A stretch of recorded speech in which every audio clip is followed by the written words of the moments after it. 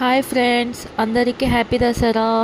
ఈరోజు రిలీజ్ అయిన Kantara chapter 1 movie నేను చూశాను. దాని రివ్యూ మీతో షేర్ చేస్తున్నాను. ఈ మధ్య అన్ని మూవీస్కి సీక్వెల్స్ వస్తున్నాయి. ఈ మూవీ ప్రీవియస్గా రిలీజ్ అయిన కాంతారా మూవీకి ప్రీక్వెల్. ఇక స్టోరీ విషయానికి వస్తే, కాంతారా మూవీలో క్లైమాక్స్లో రిషబ్ శెట్టి రౌండ్ తిరుగుతూ మిస్ అవుతాడు కదా. ఎందుకు మిస్ అయ్యాడు అనేదే ఈ మూవీ.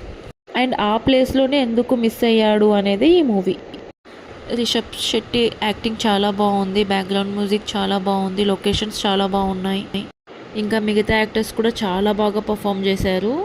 కానీ మూవీ ఫస్ట్ హాఫ్ చాలా స్లోగా ఉంది. నా చేతిలో రిమోట్ ఉంటే ఫార్వర్డ్ చేసేయాలి అనేంత స్లోగా ఉంది. ఫైట్స్ చాలా ఎక్కువగా ఉన్నాయి అండ్ గ్రాఫిక్స్ ఆర్ గుడ్.